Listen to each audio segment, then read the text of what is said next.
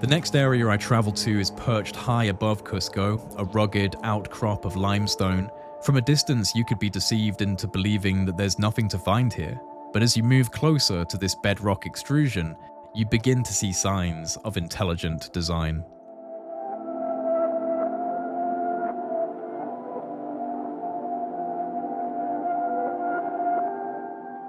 A few hundred meters away, we see this striking example of precision work from the ancient past. Time has weathered the rocks, but the unmistakable signature of these master builders is still present. The ancient remains of what looks like pillar foundations. Was there once more to this? A structure that has since been destroyed by the ravages of time and civilizational looting. The Inca, for example, repurposed many of these sites using the megalithic blocks for their own construction. But these carved bedrock sites are far older than the Bronze Age Inca.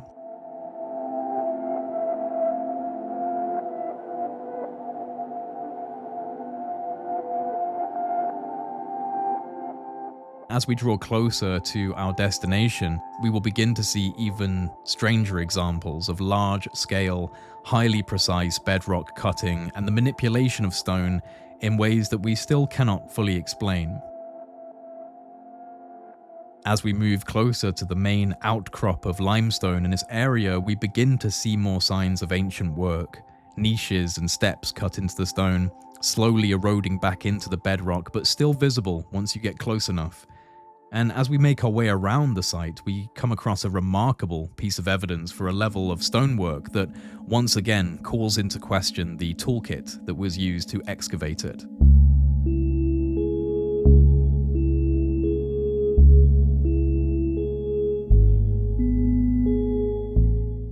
Huge steps cut into the bedrock. Weathered and eroded, they still boast a level of mastery that must be attributed to those who worked with stone in such a way.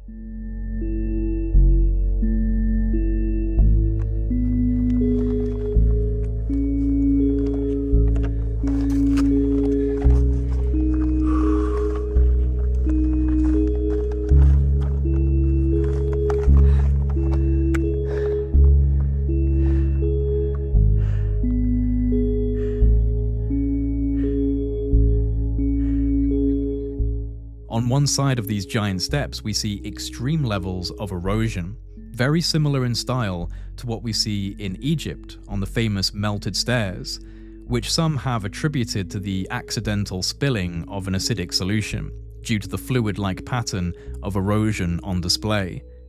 The same pattern can be seen here, where the stone appears to have been melted, and yet we don't see the same level of erosion on every step. For example, we can see here that the precision of the cuts is still on display, but in this particular area, we see significant erosion patterns. Could this be evidence towards the use of acidic solutions in ancient Peruvian stonework? And just as we see in Egypt, could this area in particular be evidence of an accidental spilling of a corrosive solution which ran down these cuts and caused the damage we see today? Absent definitive answers, the best we can do is find good questions to ask, because the truth of it is we simply don't know.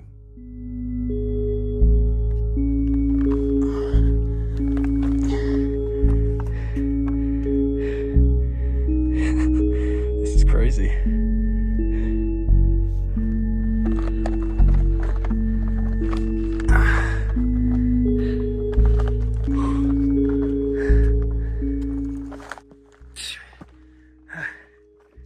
Anything on those stairs?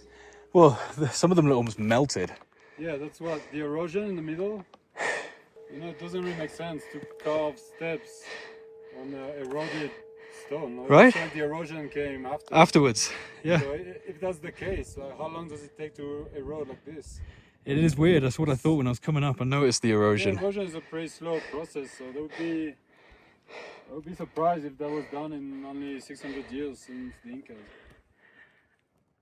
So it could be older than this. Yeah, I agree. Absolutely. I mean, some of this, is this limestone? Yeah. Yeah, some of this looks on par with some of the really ancient temples on the Giza Plateau, the Old Kingdom stuff, where you've got these huge blocks, and the erosion is incredible. And it's actually very similar to some of the erosion here. Very strong.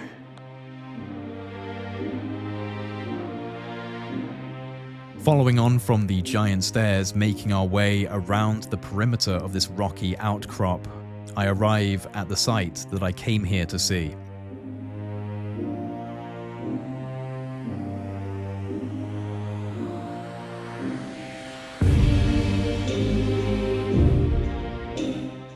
Two subterranean temples carved directly into the bedrock, no longer accessible to the general public. We were able to gain permission to access them and provide you with the only high-quality videos that exist online of what these mysterious temples look like inside. I'm talking about the Temple of the Moon and the Temple of the Snake.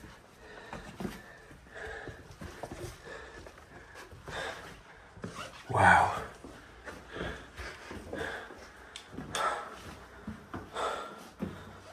This whole place has been carved. Oh my god, look at what's that? Oh, it's like, no, full of crystal, but it's not, it's slime. I don't think that's is that crystal? Is that pyrite crystals? Yeah. I'm sure. Wow. This is like the, very reminiscent of Malta. All the subterranean carved out chambers. Oh my gosh. This is incredible. This is absolutely incredible. And this is deep inside the rock. And it keeps going? Oh, it's been blocked off. Yeah, okay, no. Too narrow. So they call this a sacrificial table here. Wow. I mean, do you think it really was? I don't know if it was just a sacrificial table. Look at this.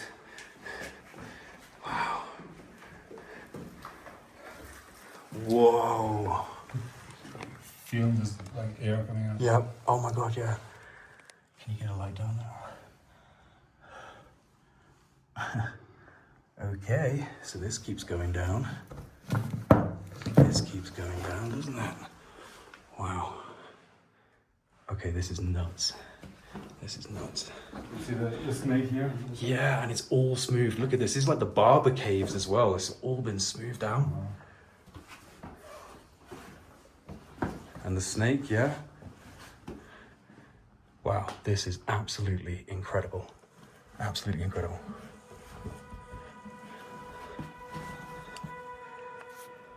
Mainstream archaeologists attribute these bedrock works to the Bronze Age Inca, with basic chisels of copper and bronze and hammerstones, but what we observe within these chambers are smoothed surfaces, precision carved chambers and alcoves that suggest a far more sophisticated toolkit. They are also incredibly aged. The ravages of time are etched into these mysterious bedrock carvings, suggesting this site dates back much further than the Bronze Age, many thousands of years earlier.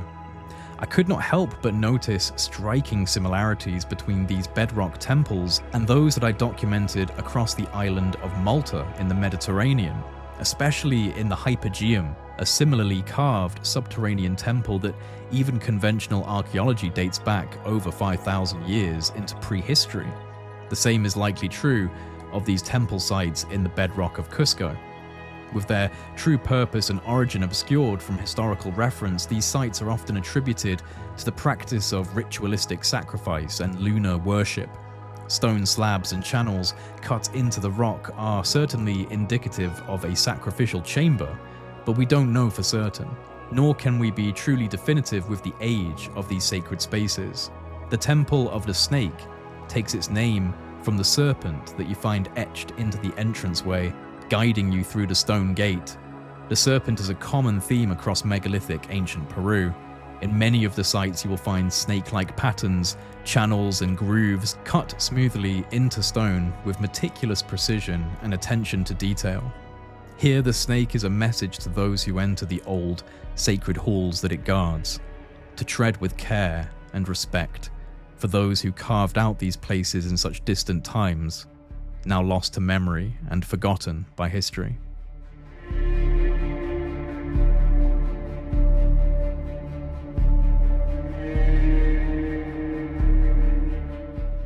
the Temple of the Moon, the internal chambers of which are also not accessible to the general public. As we approach the entrance, you begin to notice how the bedrock forms into more deliberate work. We see the telltale signs of ancient stone mastery: perfectly dressed bedrock walls, large niches and trapezoid cuts into the stone, leading us towards a void in the rock, an entrance into another ancient, sacred space.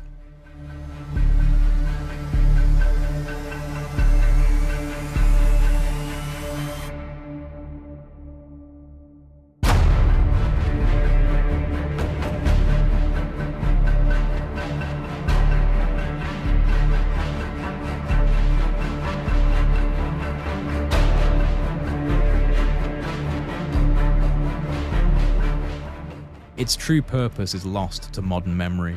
The internal spaces are yet another demonstration of phenomenal stonework, carving the bedrock with masterful care and precision to create a chamber that resonates with a deep and esoteric purpose.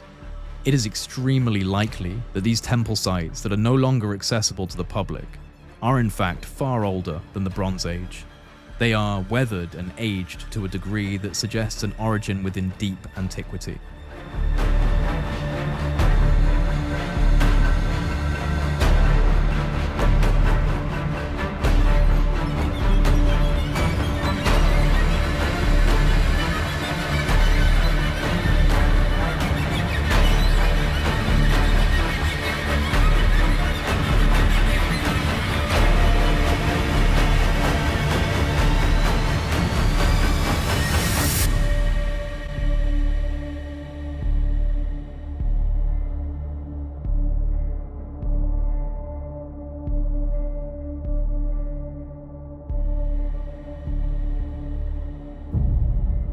It amazes me that such places can be hidden within the stone of the earth, like many other areas I've explored, whether it be the subterranean chambers of the Hypogeum in Malta or the winding passageways of the Serapeum in Egypt.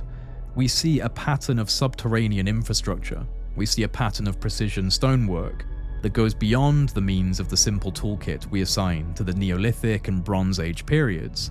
And in all of these places we see significant degradation, erosion, and destruction that would call any critically thinking mind to re-examine the chronology and realize that the evidence is far more suggestive of a lost period of human history, a time before our own, civilizations before our own, and the eventual destruction of these people. The skeletal remains of their most impressive works in stone acting as the last surviving reminder of their presence on this earth.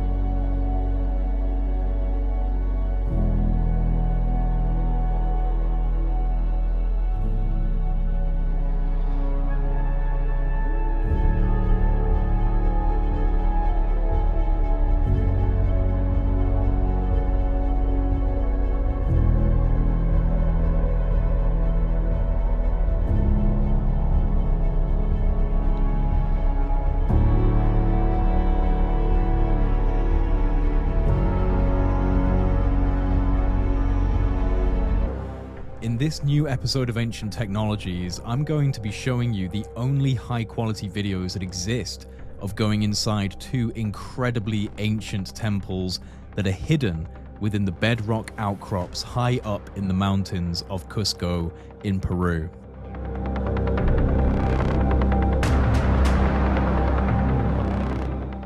I also take you through several of the most anomalous sites in ancient Cusco, precision cutting techniques into solid bedrock that contradict the Bronze Age toolkit that we assign to their creation.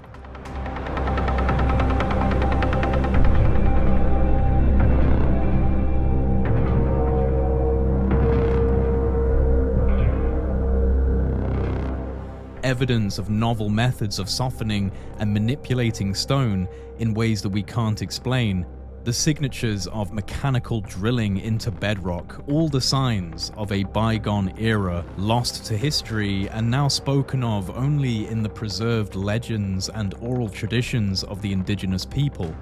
Long before the Bronze Age Inca settled these lands and repurposed the megalithic structures for their own civilizations, these buildings and sacred spaces were here.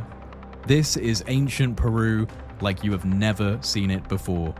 Stunning 4K quality cinematography of the unexplainable architecture and high technology evidence that we see across the Peruvian landscape.